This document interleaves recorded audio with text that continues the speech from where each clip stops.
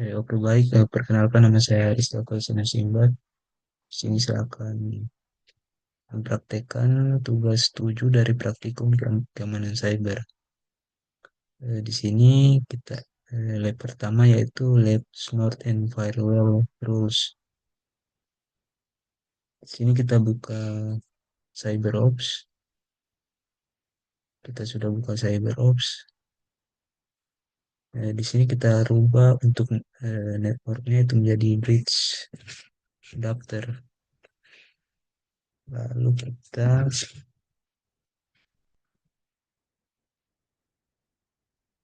buka terminal,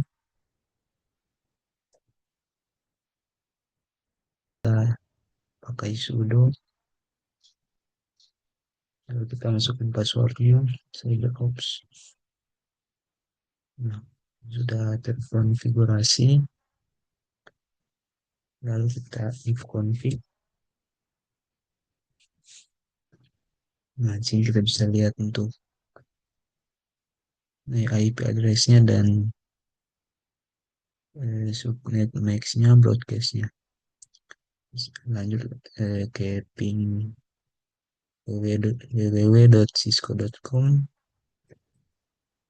Kita copy saja.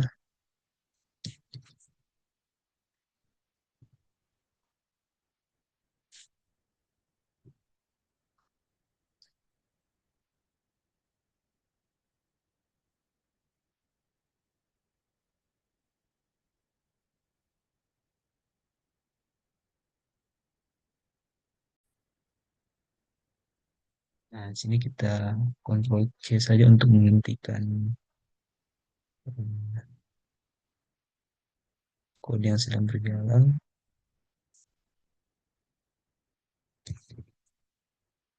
Lalu kita lanjut ke part pertama itu firewall and IDS log. Sini kita masuk ke dalam menu Minitab, kita copy saja, kita paste. Nah, di sini sudah masuk ke dalam menu Minitab. Lalu kita masuk ke Minitab R1 stream, masuk.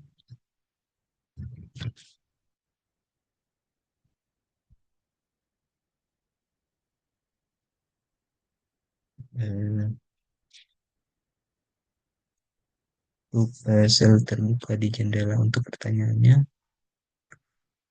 Itu yang R1 sel terbuka di jendela terminal dengan teks hitam dan latar belakang putih. Pengguna mana yang masuk ke sel tersebut, apa indikatornya? Ya, jawabannya itu ada user yang sedang login. User yang masuk ke dalam sel tersebut adalah root atau super user. Dan indikatornya itu adalah simbol pagar, tanda pagar atau hash di akhir baris seperti root SysOps analyst. Dan selanjutnya itu di dalam sistem Linux itu simbol hash menandakan bahwa user yang aktif saat itu memiliki hak akses administrator atau root, ya, berbeda dengan user biasa yang menggunakan simbol eh, mata uang dolar. Kita lanjut saja ke step selanjutnya, kita copy, kita ketik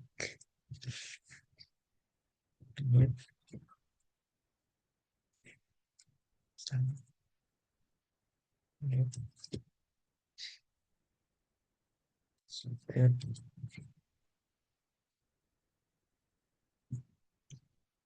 files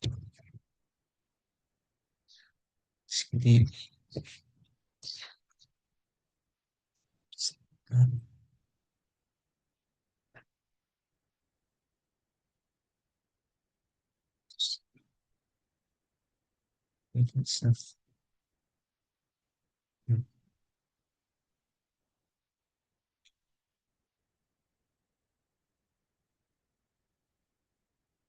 Sini sudah untuk sisanya sudah berjalan.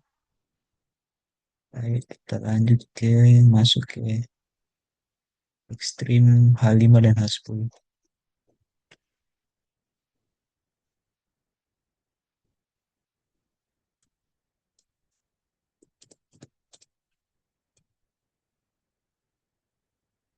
H5 dan ekstrim H10.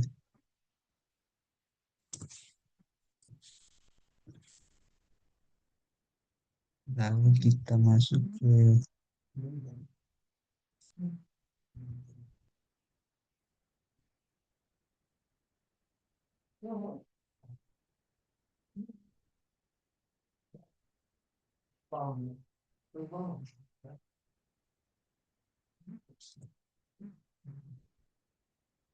lab. Kita masukkan ke H10 lab.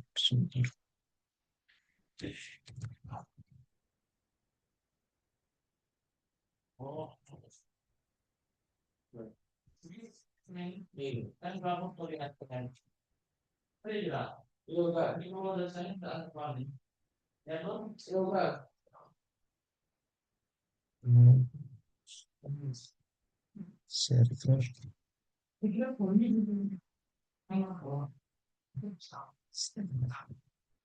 dan bisa.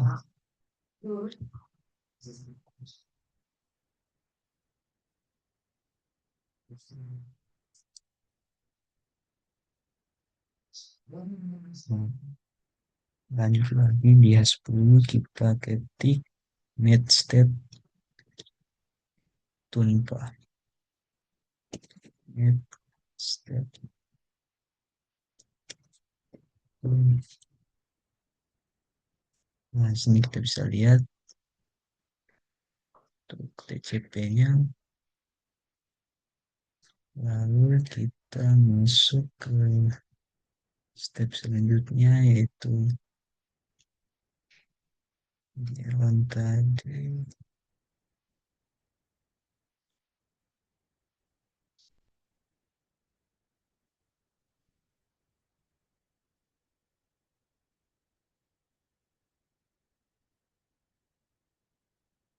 Kita masuk lagi ke ruang.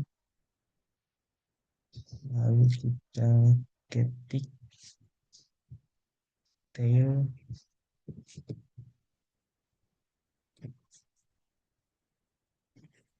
var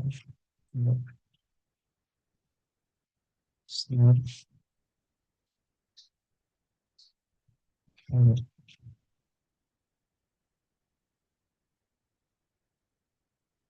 Nah, di sini sudah kita bisa lihat untuk TCP-nya.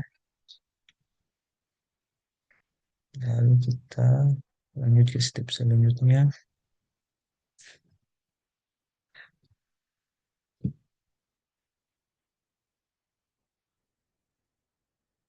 Itu ada pertanyaannya itu port apa yang digunakan saat berkomunikasi dengan server web malware? Apa indikatornya? Komunikasi dengan server malware menggunakan port TCP 6666 dan indikatornya adalah hasil netstate yang menunjukkan layanan Unix berjalan pada port 6666 dan URL pada perintah wget yang menggunakan 6666 saat mengunduh file malware.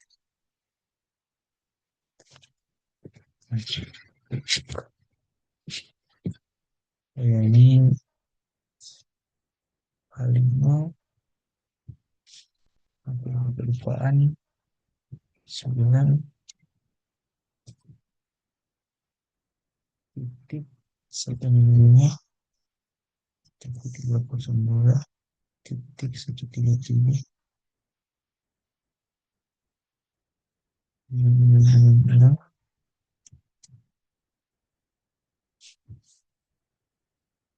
baik dua titik 3 titik mm terus udah. Lanjut ke pertanyaan selanjutnya itu apakah file sudah sepenuhnya diunduh, ya file berhasil diunduh sepenuhnya 100%. Dan pertanyaan selanjutnya itu apakah IDS menghasilkan peringatan apapun terkait dengan pengunduhan file tersebut? Ya, IDS menghasilkan alert terkait proses download file tersebut. Nah, kita lanjut ke pertanyaan selanjutnya. Berdasarkan peringatan yang ditampilkan di atas, apa alamat IP v4 sumber dan tujuan yang digunakan dalam transaksi tersebut? Untuk source IP v4 addressnya itu 209.165.200.235. Dan untuk destinationnya yaitu 209.165.202.133. Dan pertanyaan selanjutnya itu berdasarkan peringatan ditampilkan di atas, port sumber dan tujuan apa yang digunakan dalam transaksi tersebut. Untuk source portnya itu menggunakan port 46068 dan destination portnya itu 66666. Dan pertanyaan selanjutnya itu berdasarkan peringatan ditampilkan di atas, kapan pembunuhan tersebut terjadi? Eh, untuk download terjadi pada tanggal 30 Mei pukul 18.07.42 dengan presisi hingga mikrodetik. Dan berdasarkan peringatan yang ditampilkan di atas, apa pesan yang tercatat oleh tanda tangan IDS? Pesan ini muncul pada alert node ketika host melakukan koneksi ke server malware pada port 666. Kita bisa saja langsung ke H5. Kita masuk saja ke H5. Lalu kita ketik TCP dan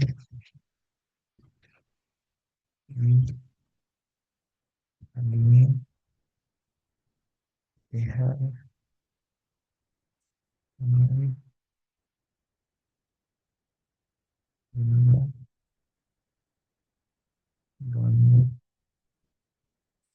dan TCP dan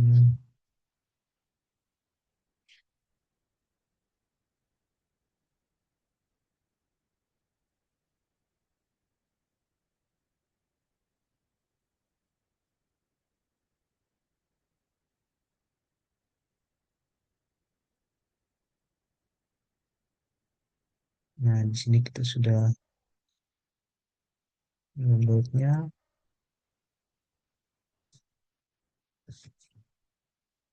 Lalu kita masuk ke step selanjutnya yaitu kita widget 209.165.202.133 dan yang 32 meninggal kemudian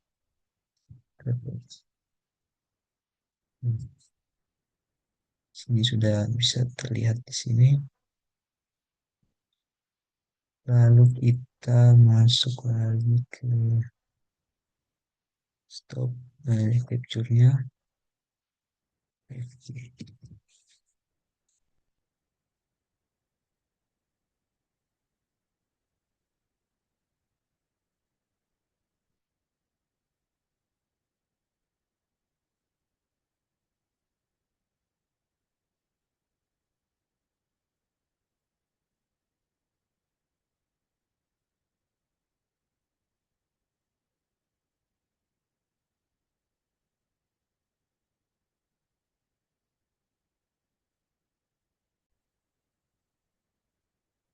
Kita bisa lihat untuk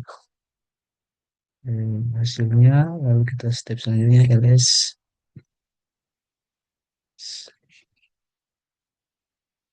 Nah, yang tadi kita sudah install,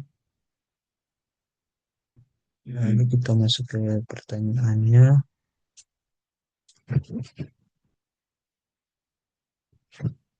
bagaimana file PCAP ini dapat bermanfaat bagi analisis keamanan.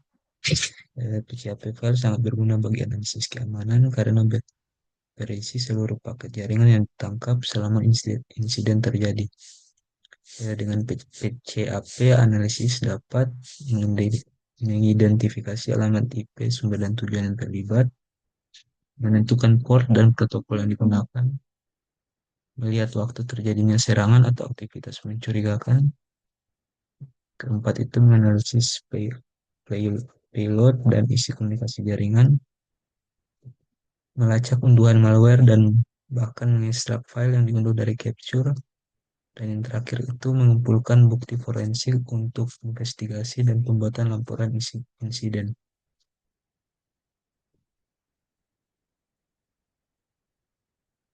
Kita langsung masuk lagi ke step selanjutnya.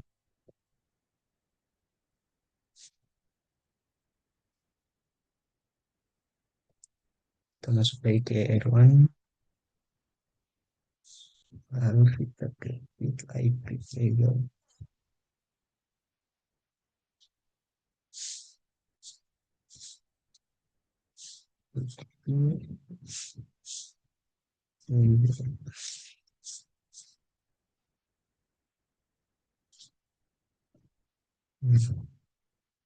Bisa kita lihat di sini untuk IP table-nya,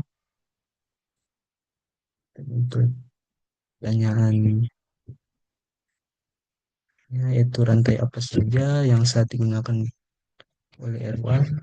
R1 saat ini menggunakan tiga centang. Yang pertama itu ada input menangani traffic yang masuk dan ditujukan ke R1 itu sendiri. Dan forward itu menangani traffic yang melewati R1 atau di routing dari satu jaringan ke jaringan lain. Dan yang ketiga itu output menangani traffic yang berasal dari R1 menuju perangkat lain. Kita masuk ke step selanjutnya.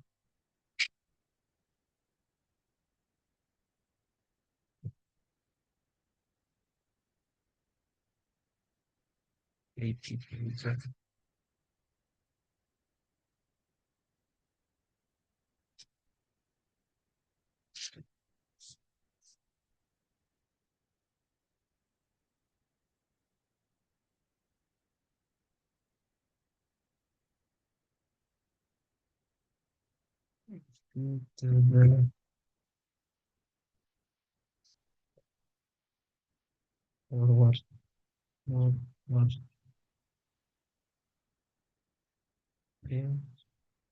PCP,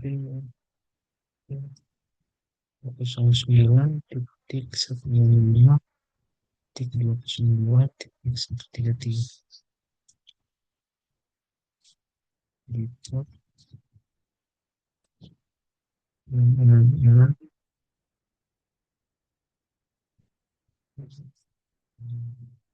Anjir,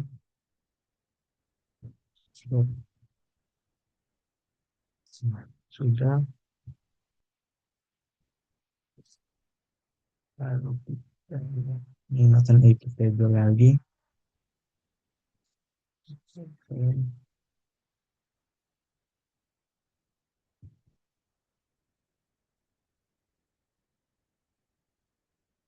Yang tadi kita sudah ada perbedaan di sini untuk yang tadi kita sudah drop. Lalu kita masuk ke H5 lagi. Lalu kita lengket 209 titik 165 titik 29 titik 133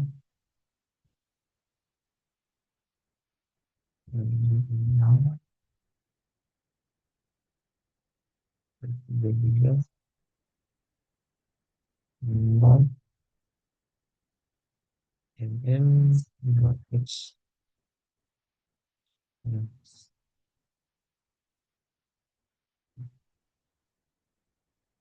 Kita masuk ke pertanyaan.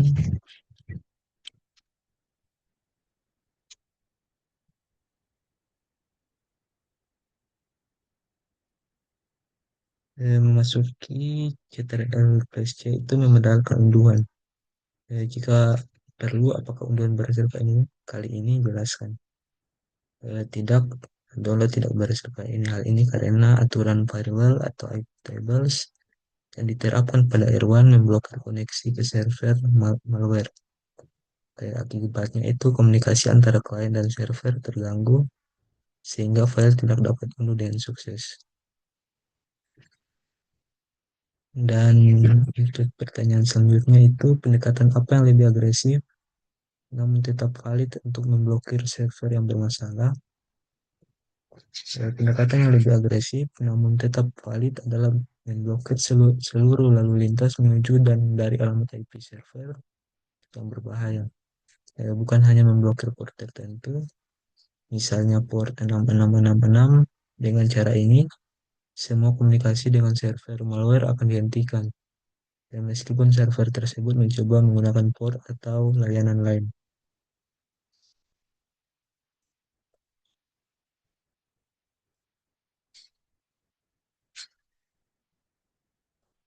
Sini kita quit saja untuk mengikutnya. Lalu kita sudo untuk menghapus aktivitas yang telah kita lakukan lagi. Slider.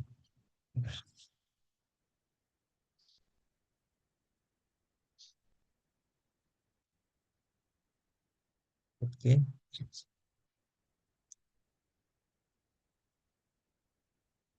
kita langsung lanjut saja ke lab yang kedua.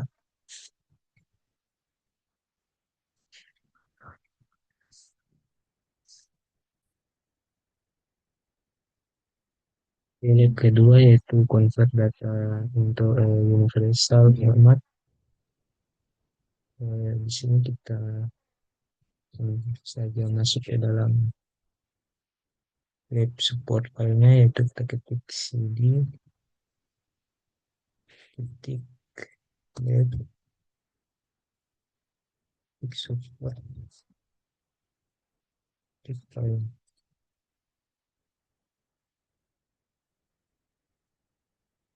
ls.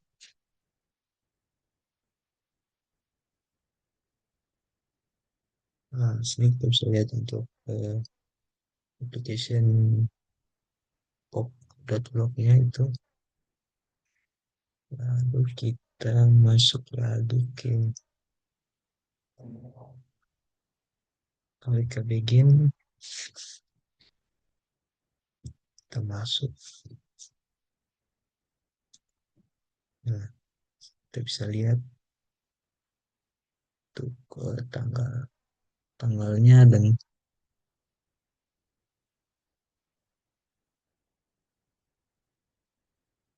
tahunnya, jamnya.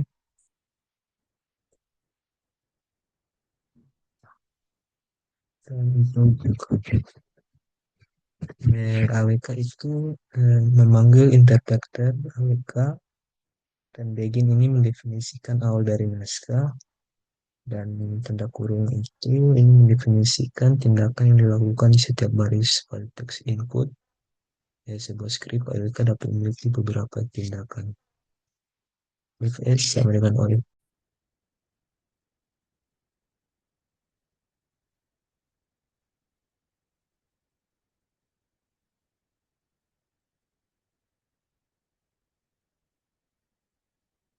Sebagai simbol garis,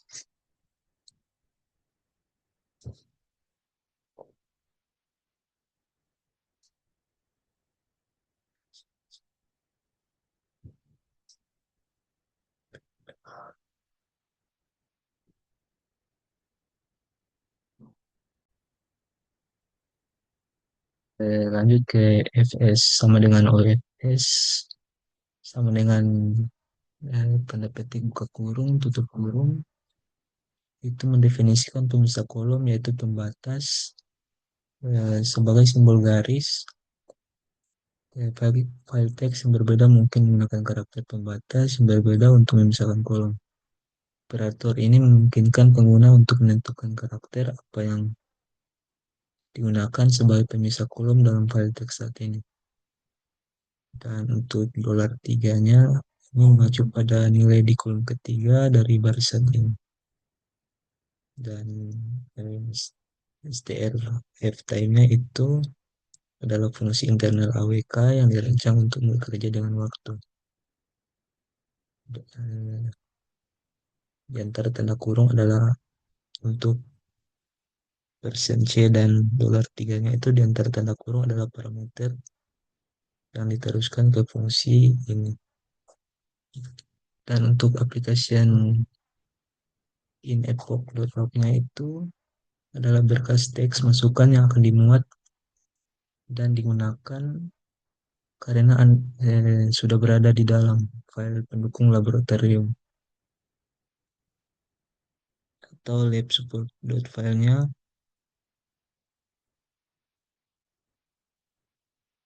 dan itu adalah fungsi strf time-nya itu adalah fungsi internal AWK yang dibuat untuk menangani konversi waktu. Termasuk saya ke pertanyaannya, apakah stempel waktu Unix import dikonversi ke format yang mudah dibaca manusia? Apakah bidang-bidang lain dimodifikasi? Jelaskan. Ya, stem, stem, stem, stem Unix Epoch berhasil dikonversi ke format yang mudah dibaca manusia atau human readable. Konversi ini mengubah nilai waktu berupa hitungan detik sejak 1 Januari 1970 menjadi format tanggal waktu yang lebih mudah dipahami. Dan untuk apakah bidang-bidang lain dimodifikasi? Tidak, field lainnya tidak diubah. Hanya field timestamp yang dikonversi, sedangkan informasi lain seperti alamat IP sumber dan tujuan, port, protokol, serta detail event tetap sama agar data log tetap akurat dan konsisten. Lanjut, bandingkan isi file dari cetakannya. Mengapa ada baris tersebut? Eh, Baris ini muncul karena terdapat nilai timestamp 0 pada file. Dalam format Unix Epoch, nilai 0 merepresentasikan waktu 1 Januari 1970 pukul 00.00 UTC. Karena adanya perbedaan zona waktu, waktu tersebut ditampilkan sebagai 31 Desember 1969. Hal ini biasanya menunjukkan bahwa timestamp pada data asli kosong, tidak valid, atau belum terinisialisasi saat dikonversi ke format yang dapat dibaca manusia. Nilai 0 tetap diterjemahkan menjadi tanggal tersebut. Kita masuk saja ke dalam aplikasi epoch.log-nya. Kita copy saja.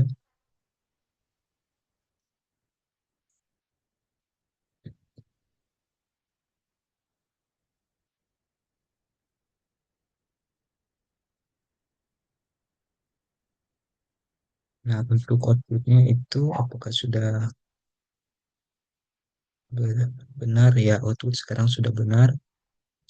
Setelah menghapus baris kosong tambahan di akhir file, script AWK hanya memproses data log yang valid. Tanggal Wednesday 31 Desember 1969 tidak muncul lagi karena tidak ada lagi baris yang kosong dibaca sebagai nilai timestamp nolnya. Dan output sekarang hanya menampilkan entry log yang sebenarnya dengan timestamp yang telah dikonversi dengan benar ke format yang mudah dibaca manusia. Kita keluar saja, lalu kita masuk ke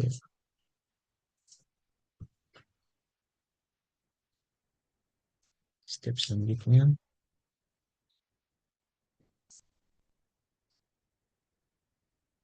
Hmm.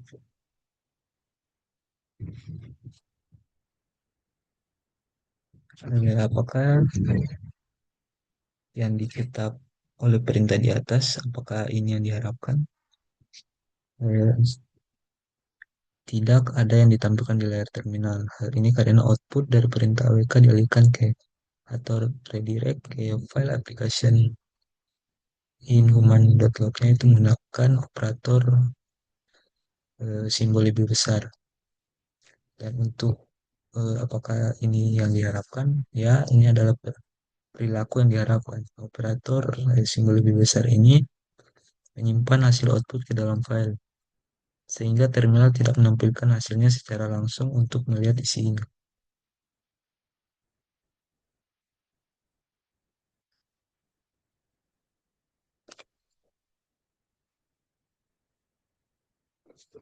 Lanjut ke cat.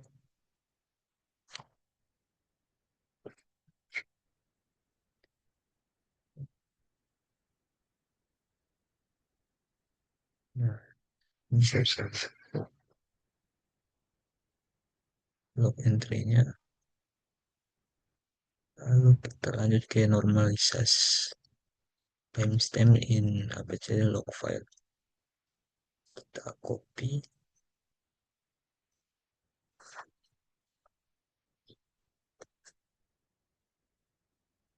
Kita lihat di sini.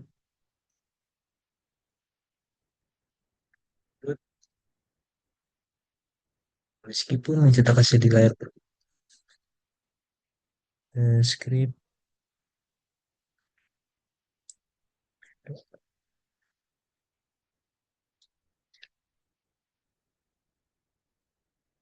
kita make out. Untuk selanjutnya itu berkas log Apache di atas berisi 6 entry yang mencatat peristiwa terkait server web. Setiap entry memiliki 7 kolom. Yang kolom pertama itu berisi alamat IP. V4 itu 98.51.100.213. Kolom kedua dan ketiga tidak digunakan. Kolom keempat berisi stempel waktu dalam format Unix epoch, misalnya 121 dan sebagainya. Kolom kelima berisi teks dengan detail tentang acara tersebut termasuk URL dan parameter permintaan web. Keenam entry tersebut adalah pesan HTTP GET karena pesan-pesan ini mengandung spasi. Seluruh kolom diapit oleh tanda kutip. Kolom keenam berisi kode status HTTP misalnya 401. Kolom ketujuh itu berisi ukuran respon ke klien dalam byte misalnya 12846. Masuk ke pertanyaan, mirip dengan bagian pertama, sebuah script akan dibuat untuk mengonversi stempel waktu dari epoch ke format yang mudah dibaca manusia. Yang pertama, jawablah pertanyaan yang di bawah ini. Pertanyaan-pertanyaan ini sangat penting untuk penyusunan naskah. Dalam konteks konversi stempel waktu, karakter apa yang cocok sebagai karakter pembatas untuk file log Apache di atas? Karakter delimiter yang baik untuk file log Apache adalah tanda kurung yang simbolnya begini, karena timestamp pada log Apache biasanya berada di dalam tanda kurung siku. Dengan menggunakan karakter tersebut sebagai pemisah, step dapat diekstrak dan dikonversi dengan lebih mudah. Dan pertanyaan selanjutnya, file log Apache di atas berisi berapa kolom? Untuk file log Apache di atas memiliki 7 kolom, yaitu alamat IP, identi, identity dan user ID, timestamp, HTTP request, status kode, dan ukuran response atau bytes. Dan untuk kolom mana yang berisi cap waktu Unix,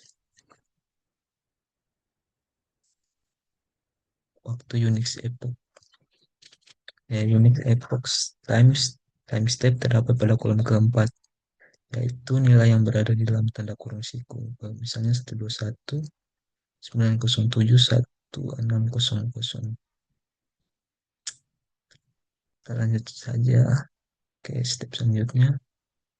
Saja. Lalu kita step. Nah, dan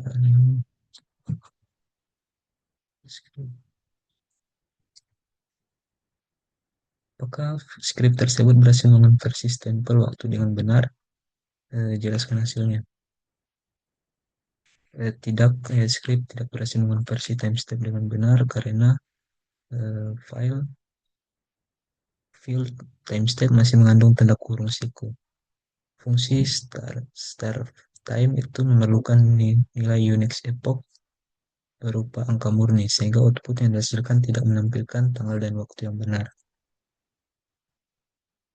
Lalu kita masuk ke selanjutnya itu, selanjutnya sebelum melanjutkan, pikirkan tentang output dan script tersebut. Dapatkah Anda menembak apa yang menyebabkan output yang salah?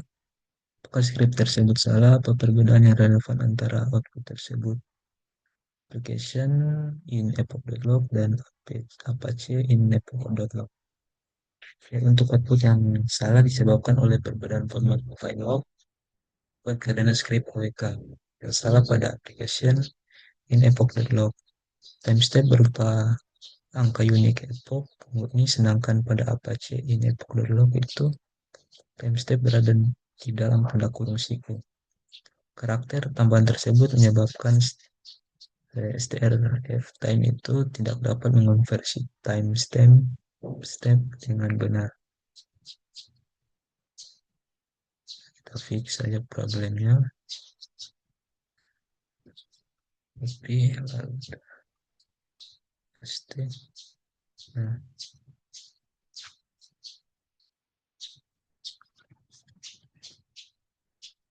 eh, untuk GSUB itu sendiri adalah fungsi internal AWK yang digunakan untuk menemukan dan mengganti string. Dalam skrip di atas, GSUB menerima tiga parameter yang dipisahkan koma yang dijelaskan di bawah ini. Dan untuk simbol-simbol ini itu adalah ekspresi reguler yang diteruskan ke GSUB sebagai parameter pertama. Ekspresi reguler harus dibaca sebagai fin atau or. Berikut berikut adalah uraian dari ekspresi tersebut. Itu ada karakter, kedua itu ada search, leading,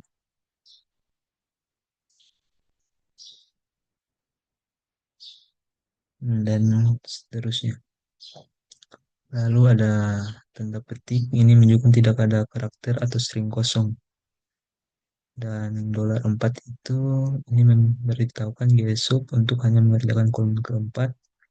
Dan dari baris satu ini yaitu kolom stempel waktu. Lanjut ke step selanjutnya. WK.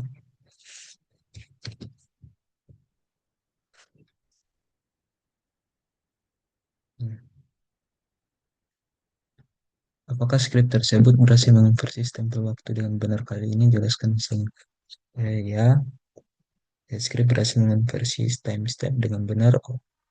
Output menampilkan tanggal dan waktu dalam format yang mudah dibaca manusia, menggantikan nilai Unix epoch, sedangkan field lainnya tetap sama seperti pada log asli. Lanjut kita switch ke security onion.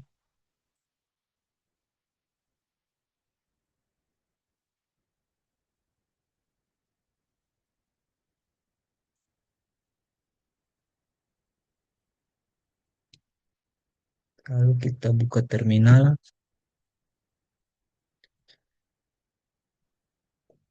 Itu saja open terminal. Lalu kita masuk ke dalam file ini.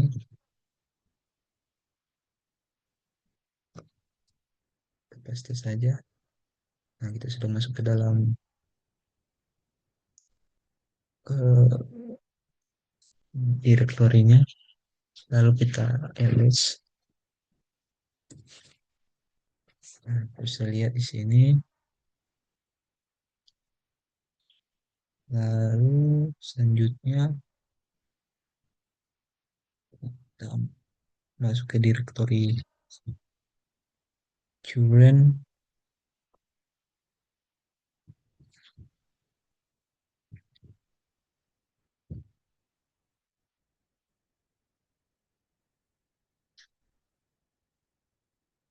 Lalu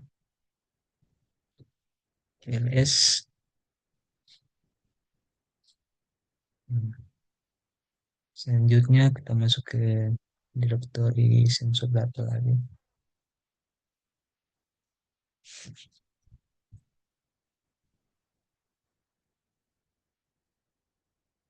ls untuk melihat isinya.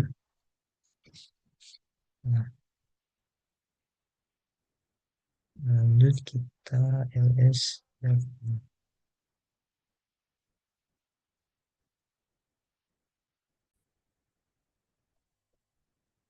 Oke, kita lanjut. Kita masuk ke si penilaian TH-nya, TH0-nya, pasti saja. Nah, sudah masuk.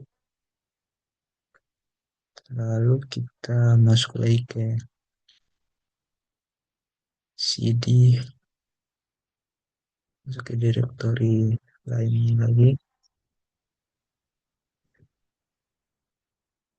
Nah, masuk ke direktori file log nsm, lalu kita ls untuk melihat isi filenya.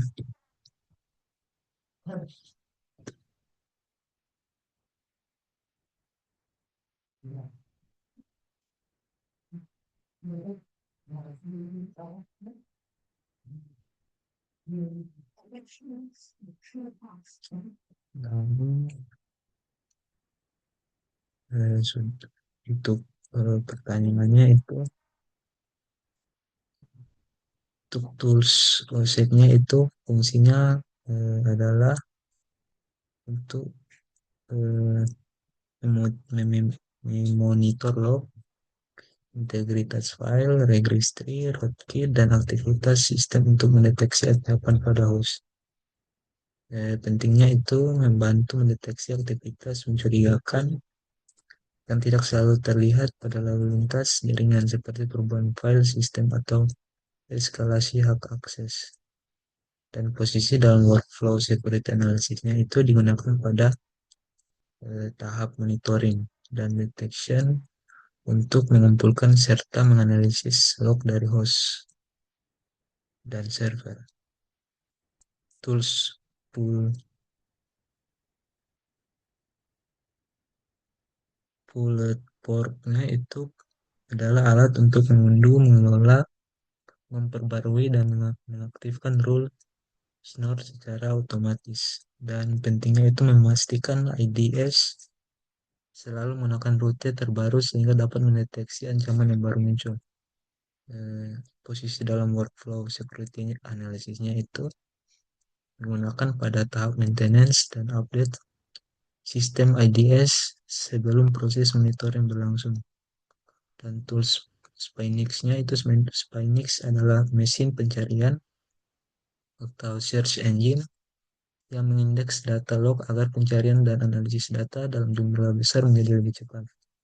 Dan pentingnya itu memudahkan analisis menemukan event atau indikator kompromi atau IOC dari jutaan baris log. Pada posisi dalam workflow security analysisnya itu digunakan pada tahap investigasi dan analisis log untuk mempercepat pencarian informasi. Tools, Tools Square itu adalah aplikasi web yang digunakan untuk menampilkan, mengelompokkan, dan menganalisis alert snore dalam bentuk antarmuka grafis. Pentingnya itu membantu analisis, memahami pola serangan, dan mengkorelasikan alert dengan lebih mudah dibanding membaca log mentah. Dan untuk posisi dalam workflow security analysisnya itu digunakan pada tahap analisis dan incident investigation setelah alert dihasilkan oleh SNOR. Sekian praktek lab 1 dan lab 2 dan selanjutnya akan dilanjutkan oleh teman saya. Terima kasih. Oke baik, perkenalkan nama saya Aristotle Sinasimbat. Di sini saya akan mempraktekkan tugas 7 dari praktikum keamanan cyber. Di sini kita lab pertama yaitu lab Snort and Firewall Rules. Di sini kita buka CyberOps. Kita sudah buka CyberOps. Di sini kita rubah untuk networknya itu menjadi bridge adapter. Lalu kita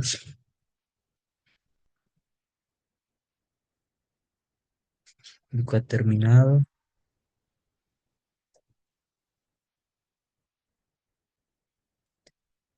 Kita configure SDHC.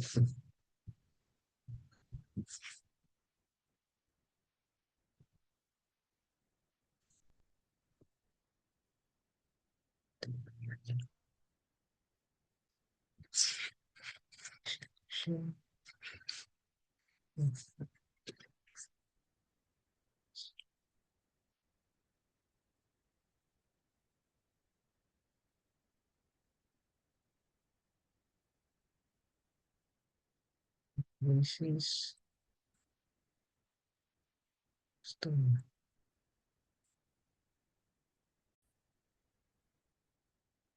kita lanjut.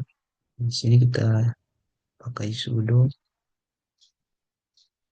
Lalu kita masukkan passwordnya CyberOps. Nah, sudah terkonfigurasi. Lalu kita if config. Nah, di sini kita bisa lihat untuk IP address-nya dan subnet max-nya, broadcast-nya. Lanjut ke ping www.cisco.com. Kita copy saja.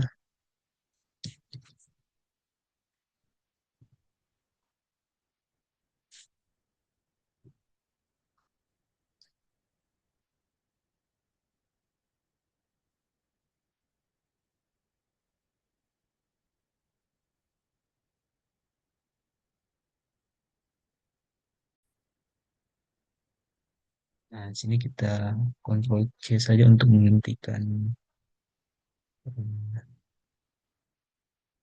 kode yang sedang berjalan.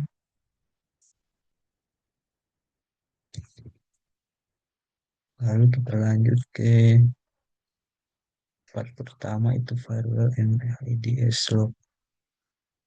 Sini kita masuk ke dalam menu Minitab, kita copy saja, kita paste.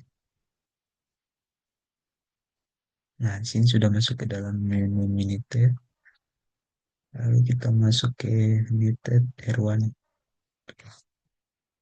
stream, masuk.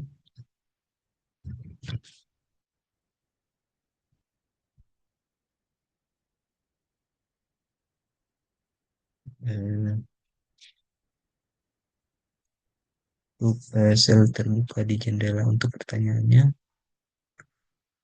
Untuk yang R1 sel terbuka di jendela terminal dengan teks hitam dan latar belakang putih. Pengguna mana yang masuk ke sel tersebut, apa indikatornya? Ya, jawabannya itu ada user yang sedang login. User yang masuk ke dalam sel tersebut adalah root atau super user. Dan indikatornya itu adalah simbol pagar, tanda pagar atau hash di akhir baris seperti root sekops analyst, dan selanjutnya itu di dalam sistem Linux itu simbol hash menandakan bahwa user yang aktif saat itu memiliki hak akses administrator atau root, yang berbeda dengan user biasa yang menggunakan simbol mata uang dolar. Kita lanjut saja ke step selanjutnya. Kita copy, kita ketik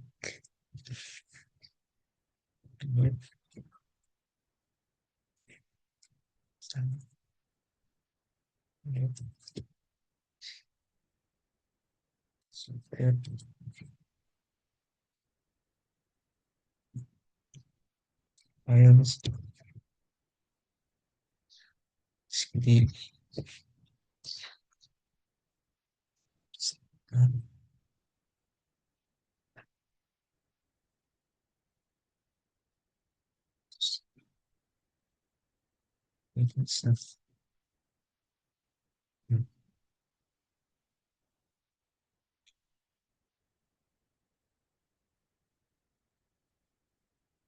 sini sudah untuk sisanya sudah berjalan.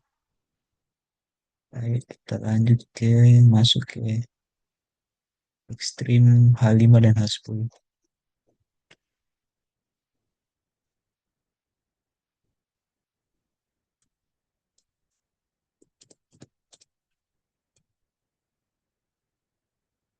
H5 dan ekstrim H10.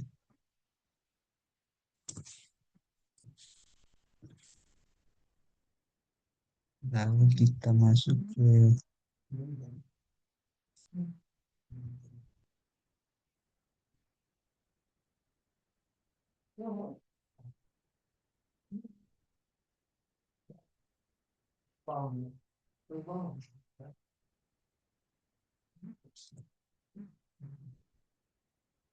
lab. Kita masukkan ke H10 lab.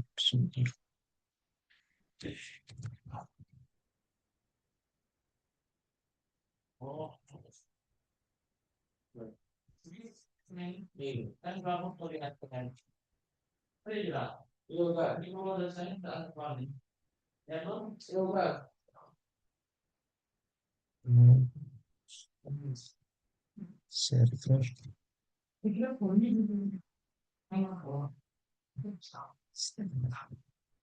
dan bisa.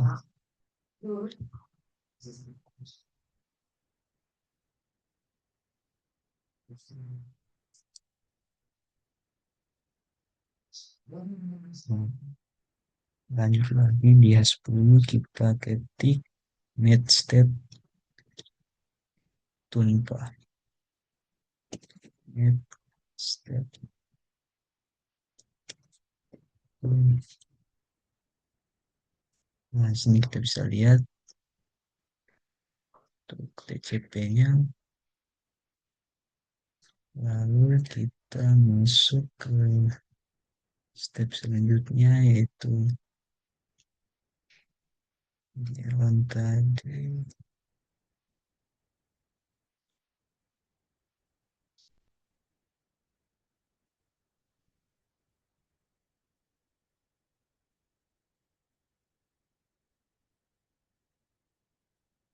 Kita masuk lagi ke ruang. Lalu kita ketik tail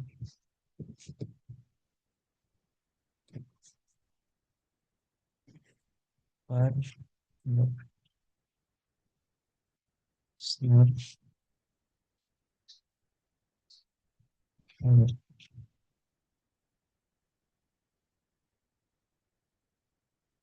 Nah, di sini sudah kita bisa lihat untuk TCP-nya.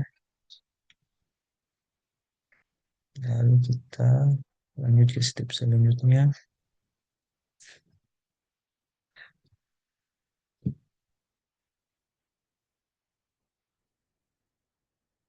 itu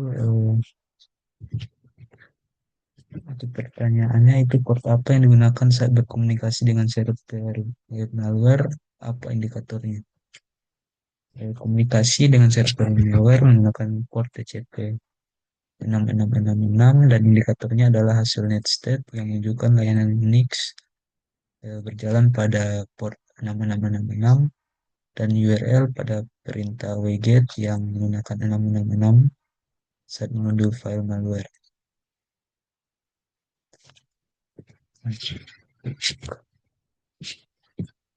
Ya, ini kalimat kelupaan 9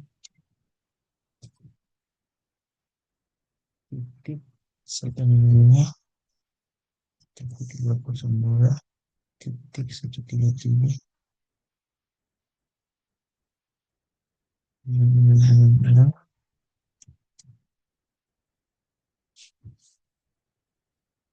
baik benar titik 3 titik mm terus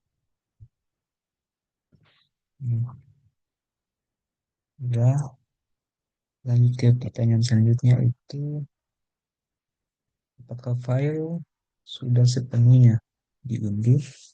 Ya, file berhasil diunduh sepenuhnya 100%.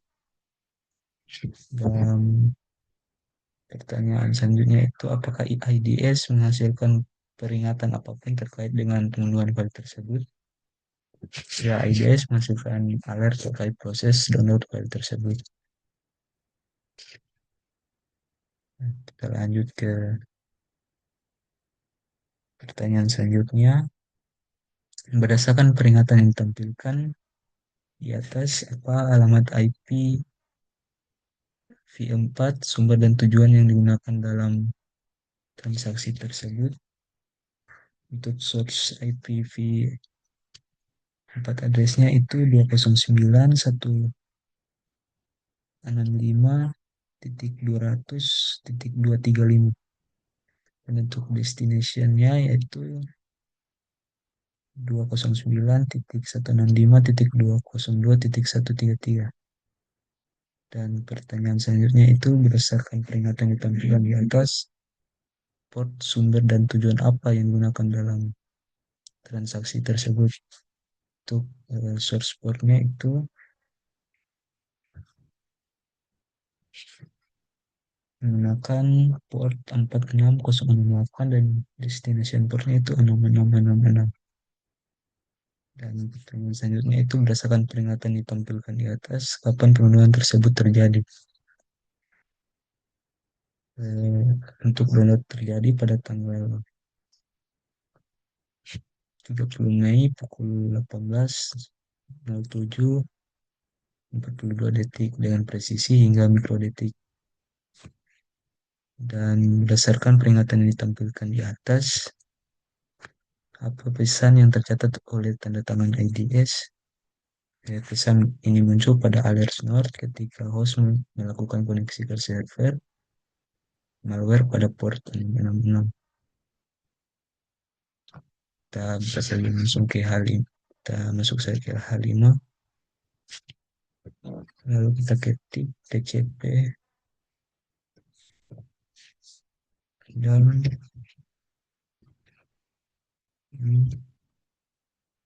dan ini PH ini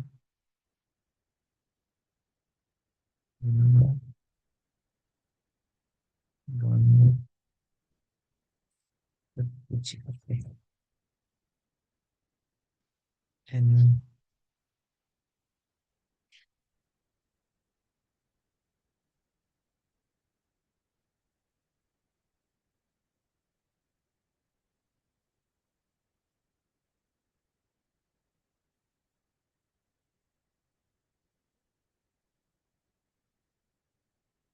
nah di sini kita sudah downloadnya.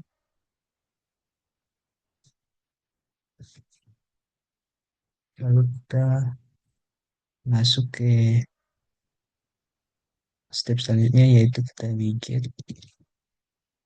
209 titik 165 titik 202 titik 133 dan yang bilang 32 meninggal jam.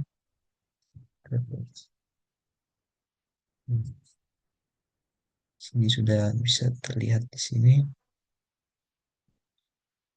Lalu kita masuk lagi ke stop capture-nya.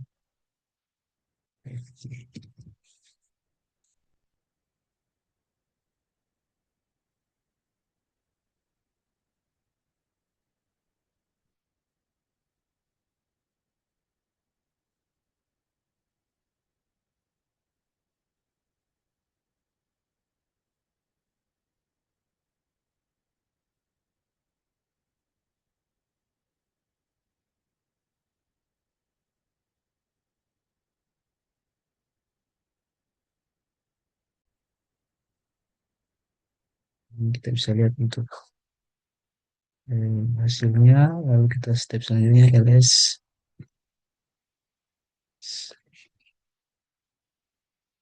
Nah, yang tadi kita sudah install. Lalu kita masuk ke pertanyaannya.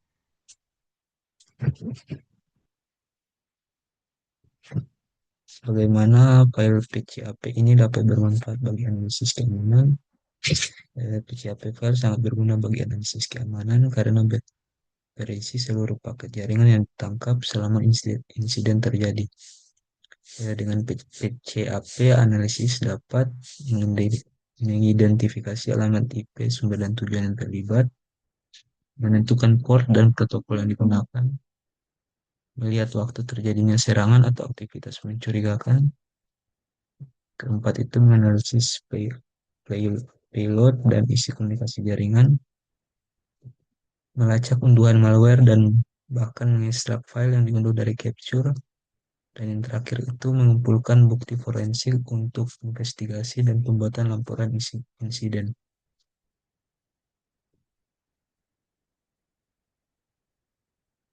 Kita langsung masuk lagi ke step selanjutnya.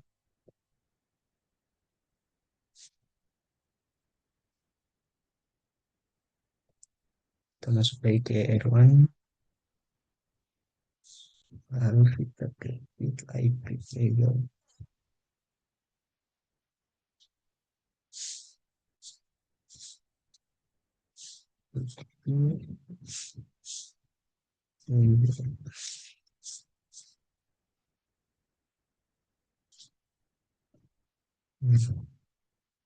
Bisa kita lihat di sini untuk IP tabelnya dan untuk pertanyaannya, yaitu rantai apa saja yang saat digunakan oleh R1. R1 saat ini menggunakan 3 cara. Yang pertama itu ada input, menangani traffic yang masuk dan ditujukan ke R1 itu sendiri. Dan forward itu menangani traffic yang melewati R1 atau di routing dari satu jaringan ke jaringan lain. Dan yang ketiga itu output, menangani traffic yang berasal dari R1 menuju perangkat lain. Kita masuk ke step selanjutnya.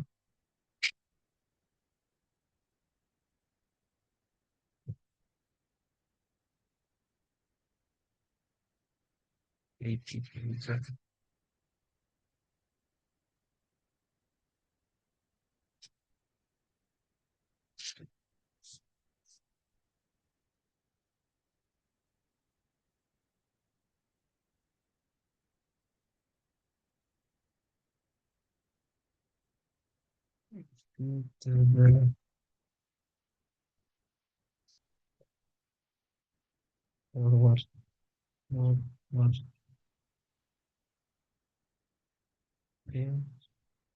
PCP, 09.155 titik 202 titik 133. Gitu. Hmm,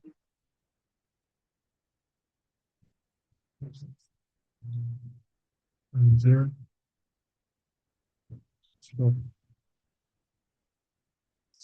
sudah lalu kita menggunakan IP table lagi.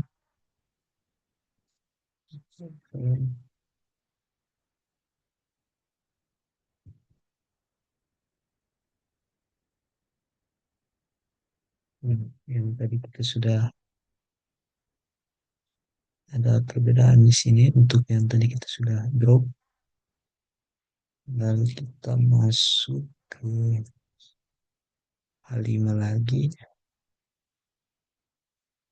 Lalu kita linkit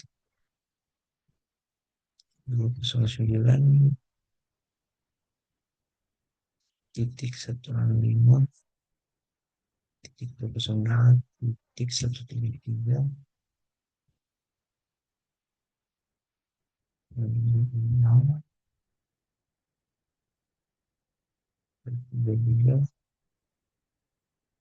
juga MM 5X. Nah,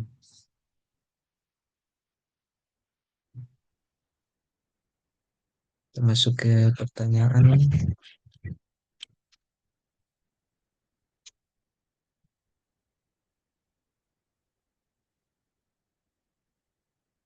Memasuki CTRL plus C itu memodalkan unduhan. Jika perlu, apakah unduhan berdasarkan ini? Kali ini jelaskan. Tidak, download tidak berdasarkan ini. Hal ini karena aturan firewall atau IP tables yang diterapkan pada Airone memblokir koneksi ke server malware. Akibatnya itu komunikasi antara klien dan server terganggu sehingga file tidak dapat unduh dengan sukses. Dan untuk pertanyaan selanjutnya itu pendekatan apa yang lebih agresif namun tetap valid untuk memblokir server yang bermasalah. Pendekatan yang lebih agresif namun tetap valid adalah memblokir seluruh lalu lintas menuju dan dari alamat IP server yang berbahaya. Bukan hanya memblokir port tertentu, misalnya port 6666. Dengan cara ini, semua komunikasi dengan server malware akan dihentikan. Dan meskipun server tersebut mencoba menggunakan port atau layanan lain.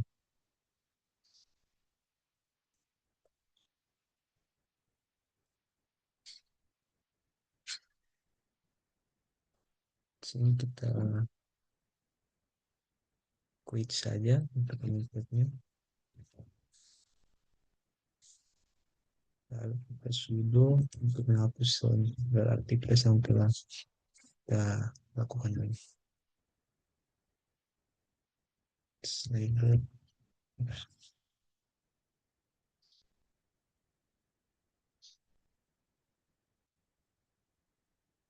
Oke,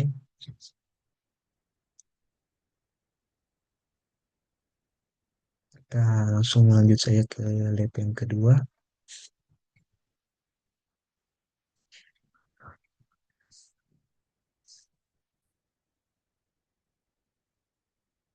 Lab kedua yaitu convert data untuk universal format.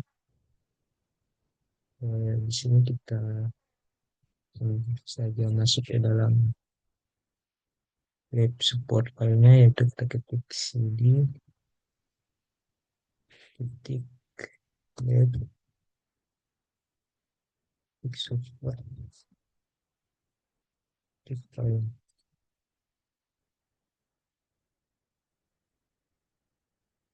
ls.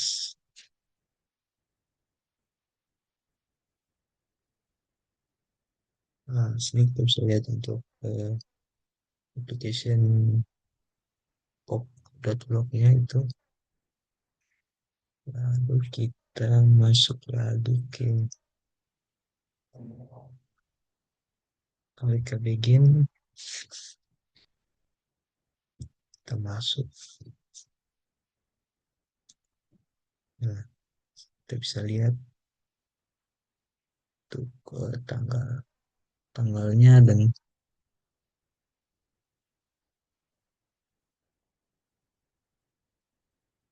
tahunnya, jamnya,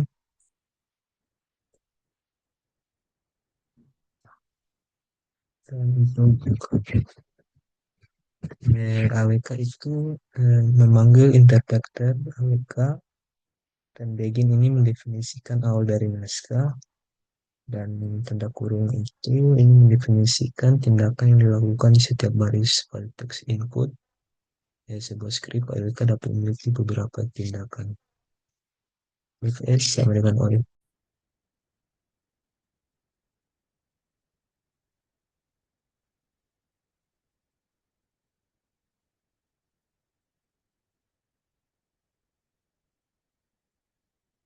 Sebagai simbol garis,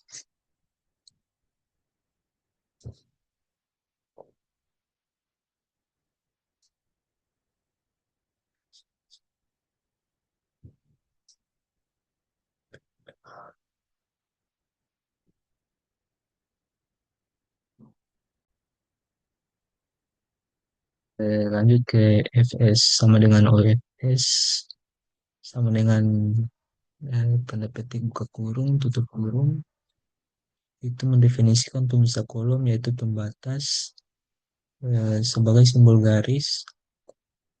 File teks yang berbeda mungkin menggunakan karakter pembatas yang berbeda untuk memisahkan kolom. Operator ini memungkinkan pengguna untuk menentukan karakter apa yang digunakan sebagai pemisah kolom dalam file teks saat ini.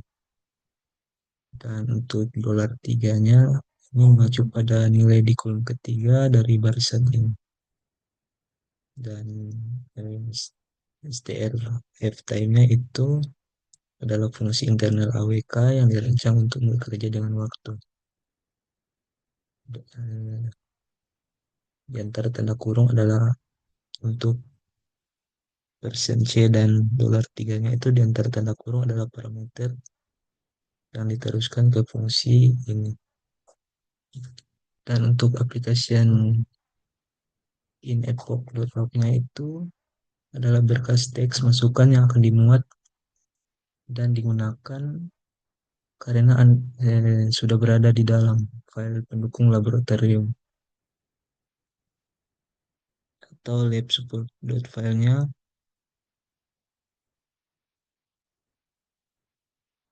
dan itu adalah fungsi strf time-nya itu adalah fungsi internal AWK yang dibuat untuk menangani konversi waktu. Termasuk saya ke pertanyaannya, apakah stempel waktu Unix import dikonversi ke format yang mudah dibaca manusia? Apakah bidang-bidang lain dimodifikasi? Jelaskan. Ya, time stem stem Unix Epoch berhasil dikonversi ke format yang mudah dibaca manusia atau human readable. Konversi ini mengubah nilai waktu berupa hitungan detik sejak 1 Januari 1970 menjadi format tanggal waktu yang lebih mudah dipahami. Dan untuk apakah bidang-bidang lain dimodifikasi? Tidak, field lainnya tidak diubah. Hanya field timestamp yang dikonversi, sedangkan informasi lain seperti alamat IP sumber dan tujuan, port, protokol, serta detail event tetap sama agar data log tetap akurat dan konsisten. Lanjut, bandingkan isi file dari cetakannya. Mengapa ada baris tersebut?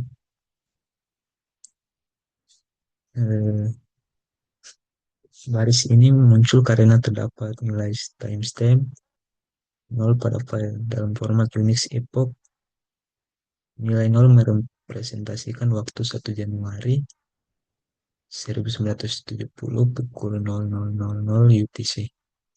Karena adanya perbedaan zona waktu, waktu tersebut ditampilkan sebagai 31 Desember 1969. Hal ini biasanya menunjukkan bahwa timestamp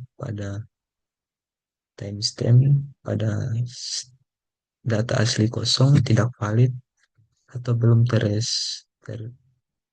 terinisialisasi saat dikonversi ke format yang dapat dibaca manusia.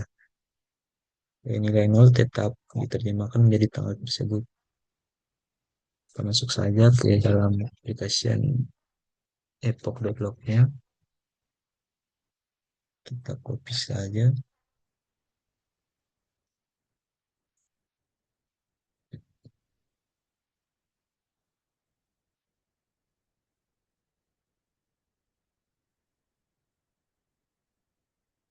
Nah, untuk outputnya itu apakah sudah benar? Ya, output sekarang sudah benar. Dan setelah menghapus baris kosong tambahan di akhir file, script AWK hanya memproses data log yang valid. Tanggal Wednesday 31 Desember 1969 tidak muncul lagi karena tidak ada lagi baris yang kosong dibaca sebagai nilai timestamp nolnya. Dan output sekarang hanya menampilkan entry log yang sebenarnya dengan timestamp yang telah dikonversi dengan benar ke format yang mudah dibaca manusia. Kita keluar saja, lalu kita masuk ke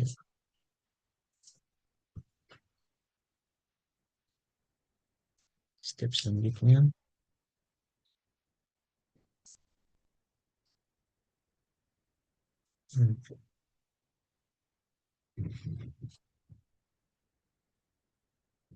Apakah yang dicetak oleh perintah di atas, apakah ini yang diharapkan? Tidak ada yang ditampilkan di layar terminal. Hal ini karena output dari perintah AWK dialihkan ke atau redirect ke file application inhuman.log-nya itu menggunakan operator simbol lebih besar. Dan untuk apakah ini yang diharapkan? Ya, ini adalah perilaku yang diharapkan. Operator simbol lebih besar ini menyimpan hasil output ke dalam file, sehingga terminal tidak menampilkan hasilnya secara langsung untuk melihat isinya.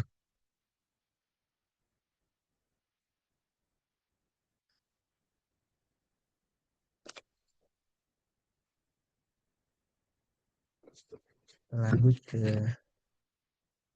cat.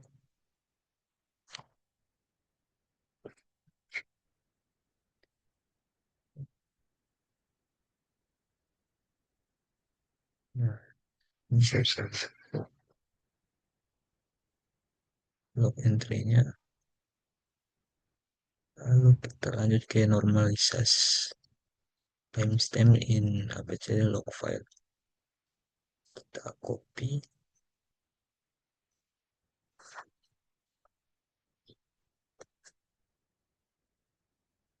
Kita lihat di sini.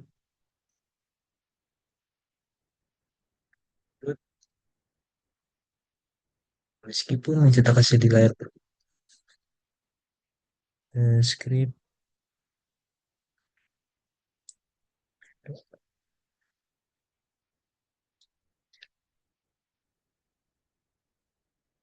kita make untuk selanjutnya itu berkas log Apache di atas berisi 6 entry yang mencatat peristiwa terkait server web. Setiap entry memiliki 7 kolom. Yang kolom pertama itu berisi alamat IP. V4 itu 98.51.100.213. Kolom kedua dan ketiga tidak digunakan. Kolom keempat berisi stempel waktu dalam format Unix Epoch, misalnya 121 dan sebagainya. Kolom kelima berisi teks dengan detail tentang acara tersebut termasuk URL dan parameter permintaan web. Keenam entry tersebut adalah pesan HTTP GET karena pesan-pesan ini mengandung spasi. Seluruh kolom diapit oleh tanda kutip. Kolom keenam berisi kode status HTTP misalnya 401. Kolom ketujuh itu berisi ukuran respon ke klien dalam byte misalnya 12846. Masuk ke pertanyaan, mirip dengan bagian pertama, sebuah script akan dibuat untuk mengonversi stempel waktu dari epoch ke format yang mudah dibaca manusia. Yang pertama, jawablah pertanyaan yang di bawah ini. Pertanyaan-pertanyaan ini sangat penting untuk penyusunan naskah. Dalam konteks konversi stempel waktu, karakter apa yang cocok sebagai karakter pembatas untuk file log Apache di atas? Karakter delimiter yang baik untuk file log Apache adalah tanda kurung yang simbolnya begini, karena timestamp pada log Apache biasanya berada di dalam tanda kurung siku. Dengan menggunakan karakter tersebut sebagai pemisah, step dapat diekstrak dan dikonversi dengan lebih mudah. Dan pertanyaan selanjutnya, file log Apache di atas berisi berapa kolom? Untuk file log Apache di atas memiliki 7 kolom, yaitu alamat IP, identi, identity dan user ID, timestamp, HTTP request, status kode, dan ukuran response atau bytes. Dan untuk kolom mana yang berisi cap waktu Unix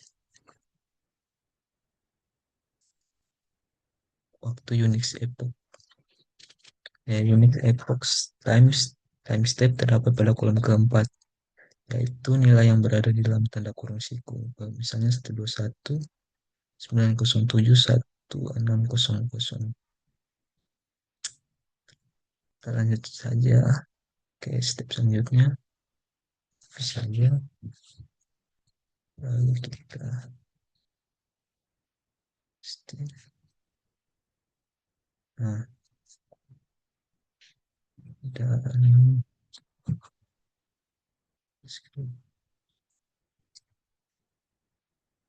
apakah skrip tersebut berhasil mengonversi stempel waktu dengan benar? Jelaskan hasilnya. Tidak, skrip tidak berhasil mengonversi timestamp dengan benar karena file field timestamp masih mengandung tanda kurung siku. Fungsi start time itu memerlukan nilai Unix epoch berupa angka murni, sehingga output yang dihasilkan tidak menampilkan tanggal dan waktu yang benar. Lalu kita masuk ke selanjutnya itu, selanjutnya sebelum melanjutkan, pikirkan tentang output dan script tersebut. Dapatkah Anda menebak apa yang menyebabkan output yang salah? Apakah script tersebut salah? Apa perbedaan yang relevan antara output tersebut? Application in epoch.log dan Apache in epoch.log. Untuk output yang salah disebabkan oleh perbedaan format file log karena script OWK. Yang salah pada application in epoch.log. Timestamp berupa angka unik epoch murni, sedangkan pada Apache in epoch.log itu timestamp berada di dalam tanda kurung siku. Karakter tambahan tersebut menyebabkan strf time itu tidak dapat mengonversi timestamp step dengan benar. Kita fix saja problemnya. Tapi lalu pasti. Nah,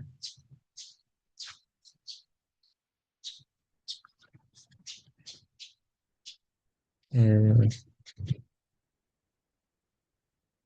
untuk GSOP itu sendiri adalah fungsi internal AWK yang digunakan untuk menemukan dan mengganti string. Dalam skrip di atas, GSOP menerima 3 parameter yang dipisahkan koma yang dijelaskan di bawah ini. Dan untuk simbol-simbol ini itu adalah ekspresi reguler yang diteruskan ke GSOP sebagai parameter pertama. Ekspresi reguler harus dibaca sebagai fin atau or. Berikut berikut adalah uraian dari ekspresi tersebut. Itu ada karakter, kedua itu ada search, leading,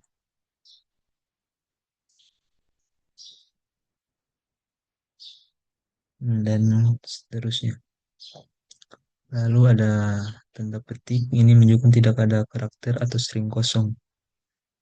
Dan $4 itu ini memberitahukan GSOP untuk hanya mengerjakan kolom keempat. Dan dari baris satu ini yaitu kolom stempel waktu. Lanjut ke step selanjutnya, WK.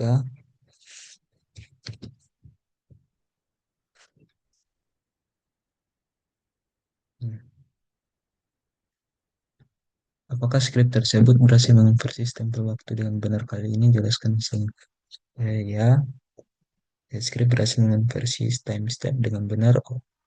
Output menampilkan tanggal dan waktu dalam format yang mudah dibaca manusia, menggantikan nilai Unix epoch, sedangkan field lainnya tetap sama seperti pada log asli. Lanjut kita switch ke security onion.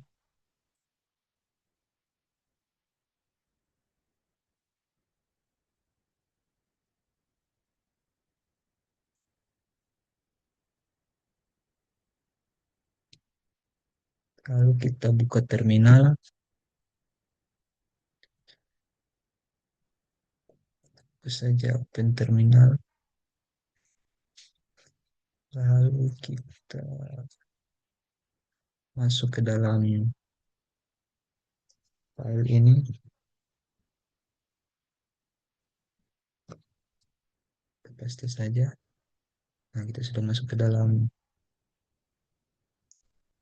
ke direktorinya. Lalu kita ls. Nah, bisa lihat di sini. Lalu selanjutnya kita masuk ke direktori current.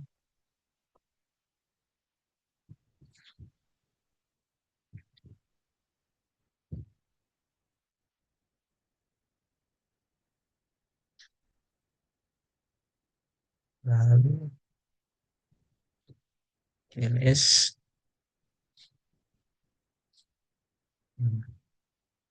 Selanjutnya kita masuk ke direktori sensor data lagi.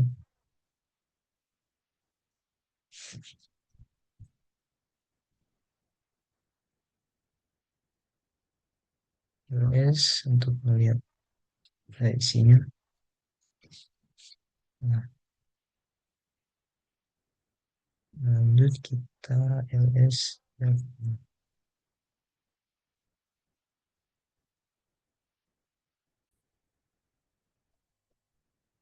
Oke, kita lanjut.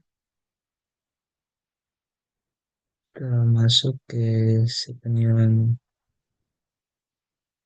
TH-nya, TH0-nya, pasti saja. Nah, sudah masuk. Lalu kita masuk lagi ke CD, masuk ke direktori lainnya lagi. Nah, masuk ke direktori farlog nsm, lalu kita ls untuk melihat isi filenya.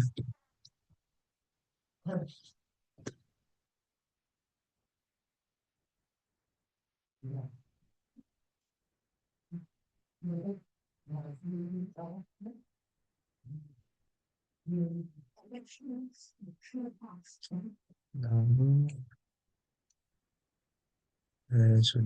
untuk pertanyaannya itu untuk tools konsepnya itu fungsinya adalah untuk eh, memonitor log, integritas file, registry, rootkit, dan aktivitas sistem untuk mendeteksi ancaman pada host. Pentingnya itu membantu mendeteksi aktivitas mencurigakan yang tidak selalu terlihat pada lalu lintas jaringan seperti perubahan file sistem atau eskalasi hak akses. Dan posisi dalam workflow security analysisnya itu digunakan pada tahap monitoring dan detection, untuk mengumpulkan serta menganalisis log dari host dan server. Tools pull pulled pork-nya itu adalah alat untuk mengunduh, mengelola, memperbarui, dan mengaktifkan rule Snort secara otomatis. Dan pentingnya itu memastikan IDS selalu menggunakan rute terbaru sehingga dapat mendeteksi ancaman yang baru muncul. Posisi dalam workflow security analisisnya itu menggunakan pada tahap maintenance dan update sistem IDS sebelum proses monitoring berlangsung.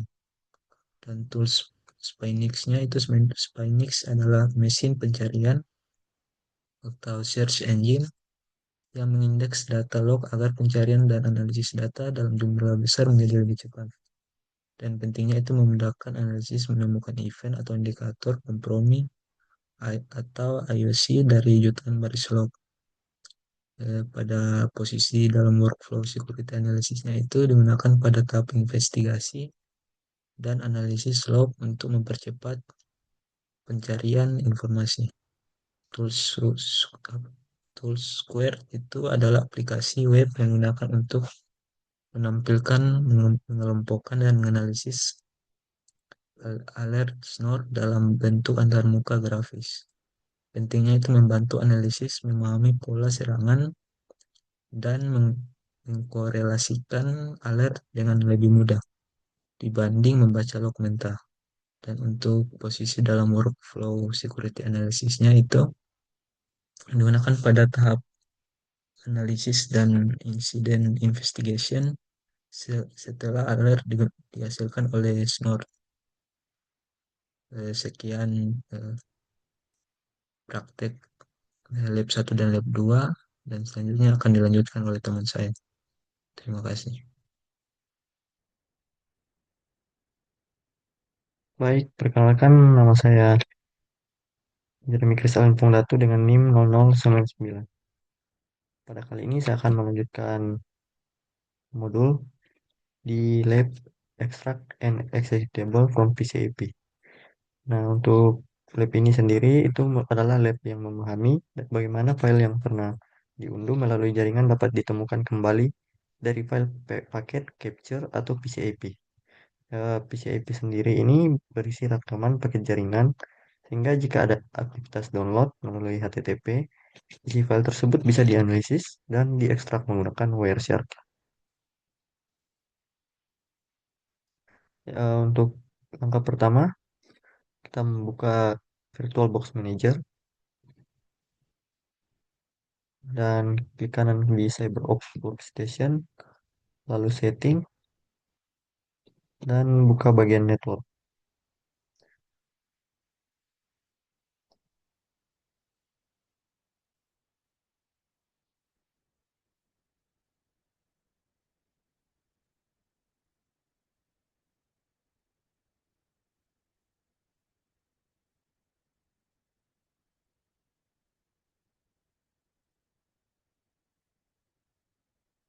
Di bagian Advanced itu kita akan memilih Bridge Adapter. Di sini sudah default dan klik OK.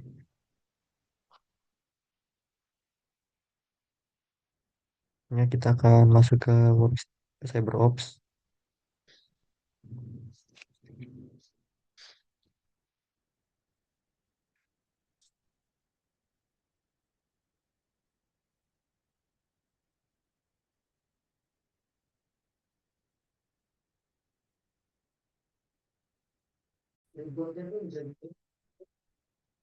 Baik, di sini CyberOps sudah terbuka. Ini kita akan buka terminal dan mengirimkan perintah.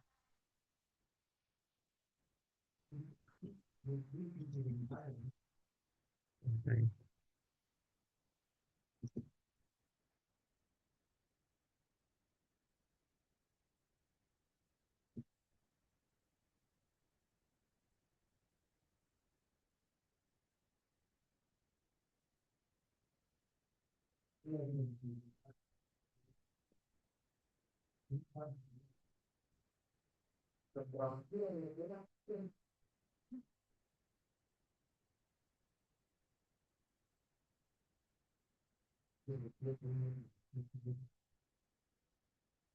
selanjutnya kita akan masuk ke part 2.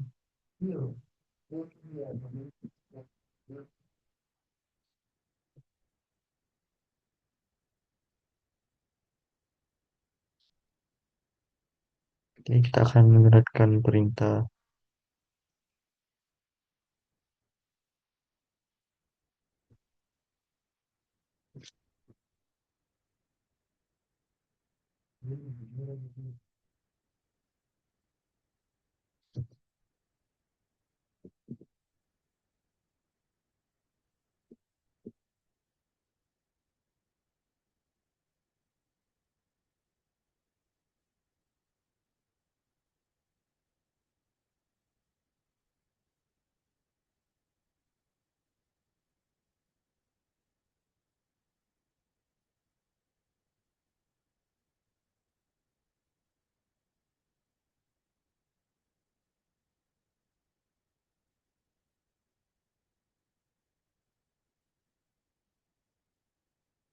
Ini ada nimda.php sesuatu yang tertampil pada modul. Ya, kita akan gunakan perintah ini.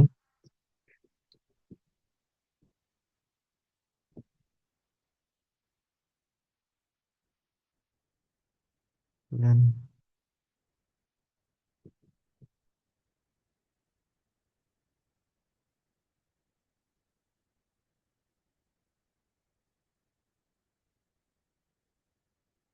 ini setelah wire terbuka, PCP akan menampilkan daftar paket jaringan. Ini ada daftar paket jaringan. Dan sini juga dijelaskan bahwa paket 1 sampai 3 adalah proses TCP, three-way handshake, yang dimana sedangkan paket keempat menunjukkan request untuk file malware menggunakan HTTP GET.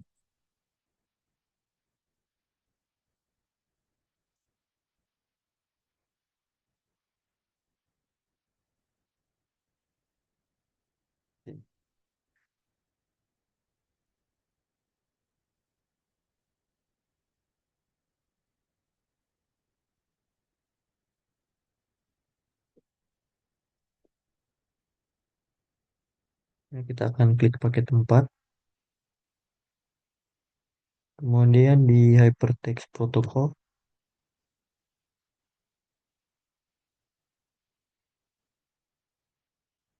eh, nah di sini paket ini menunjukkan bahwa klien mengirim request HTTP untuk mengunduh file.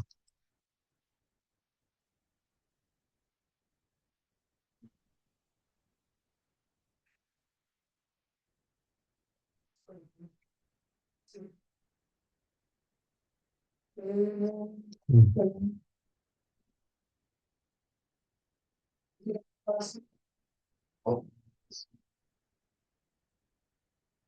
Ini ada plain text, di mana dokumen ini menyebut bahwa kolom info di bawah ini memperlihatkan request get untuk file tersebut. Sini.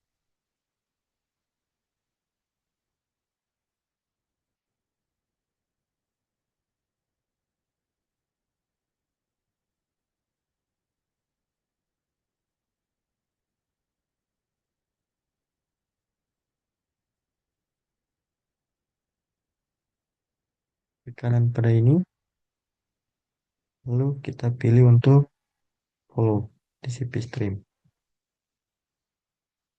Nah,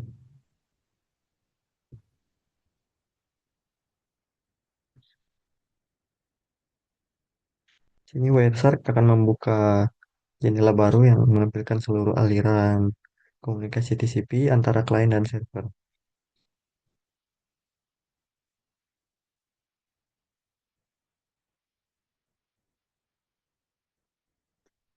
Dan di sini akan muncul banyak simbol atau karakter tidak terbaca. Itu bukan noise, tapi itu bagian dari data biner atau file executable. File exe ini memang tidak tampil seperti teks biasa karena isinya berupa instruksi program, tetap terbaca karena ada bagian metadata atau string text di dalam file executable. Setelah kita melihat ini, boleh close.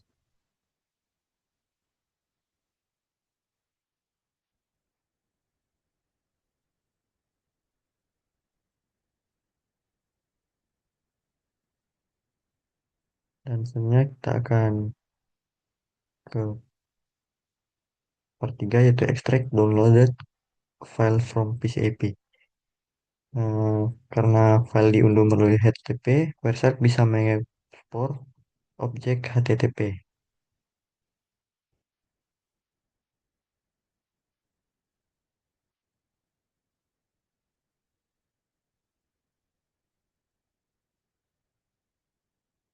Kita klik menu file, export objek, lalu kita pilih HTTP.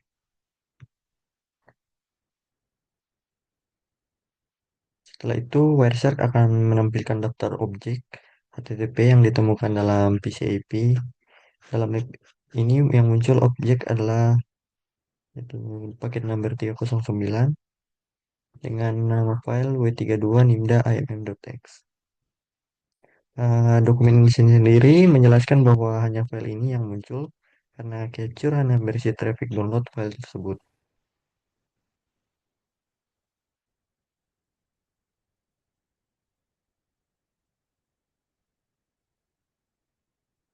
Nah, kita pilih ini, lalu kita akan save as.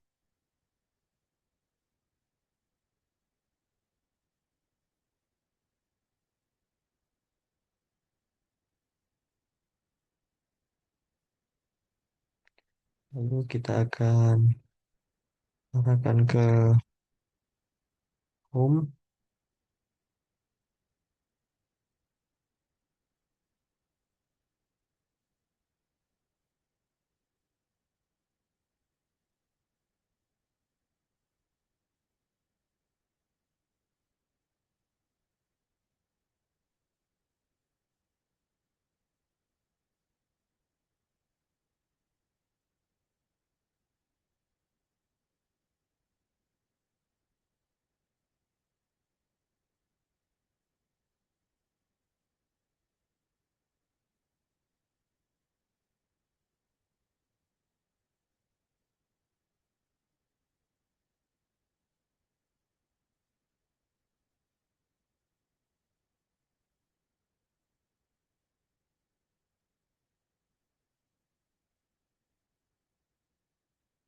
Nah, tekan analis, lalu save.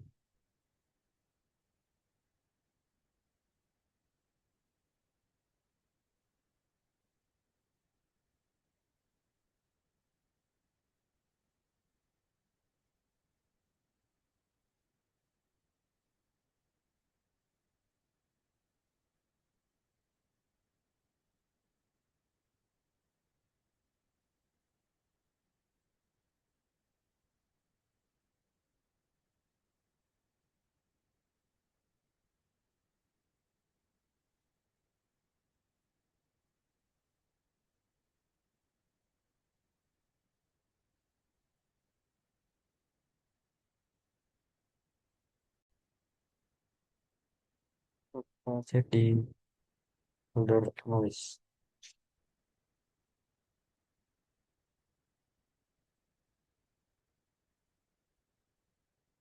Oke, di sini karena sudah ada, kita akan masuk ke langkah selanjutnya. Kita kembali ke terminal.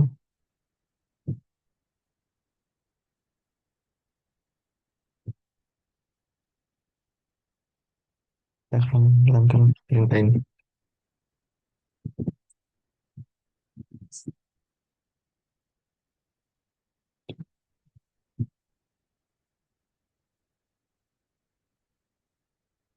Di sini file yang tadi sudah kita tambahkan kembali. 32 Ninda mm.x.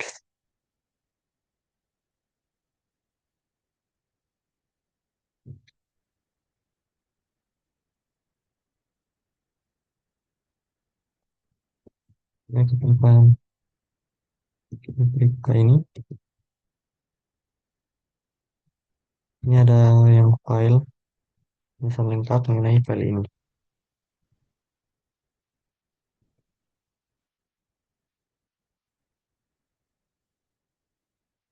Mungkin sekian dari saya. Terima kasih.